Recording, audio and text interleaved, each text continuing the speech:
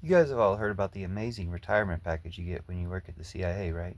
Like when you finally stop working at the CIA, like there's just this great retirement package they give you. So everybody's talking about the DCIA shooter, the shooter in DC who used to work for the CIA, and even Secular Talk. I was watching a Secular Talk video, and he seems pretty on top of things. He seems to have a lot of the information, except his conclusions don't include that the guy still works for the CIA. I'm not saying that he certainly does still work for the CIA.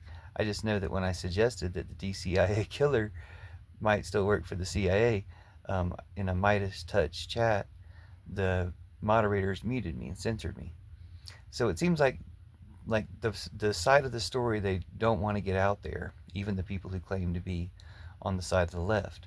And I think that's where you always look for where the truth lies, is um, when everything points to it, but the people who are even helping point to it don't put their finger on it and don't say, maybe he still works for the CIA. Maybe this is a plan. Like the Secular Talk guy alluded to it in a way. He said, maybe there's an underlying plan to all this, but he didn't say whose plan it was. But he also, mentioned the other part of that, the motive, saying, this fits in perfectly with Trump's agenda to do this. When you think about it, what does this have in common with the Misser and Butler, the Charlie Kirk conspiracy? It seems like the moral of the story is not only don't disobey illegal orders, but stop shooting yourselves, MAGA. Like, stop taking Trump's illegal orders to be targets for people out there, and stop taking Trump's illegal orders to shoot those targets. Like, stop being on both sides of these attacks, MAGA. Disobey Trump's illegal orders. But yeah, it's unfortunate and sad that, as obvious as this is, and I think as obvious it'll be in the future when we kind of prove it, people aren't just talking about it now.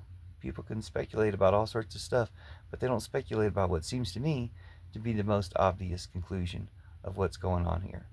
Trump targeting, attacking himself in order to make, and his own people, in order to make, some sort of political move, some sort of martial law, trying to trigger a civil war type of move.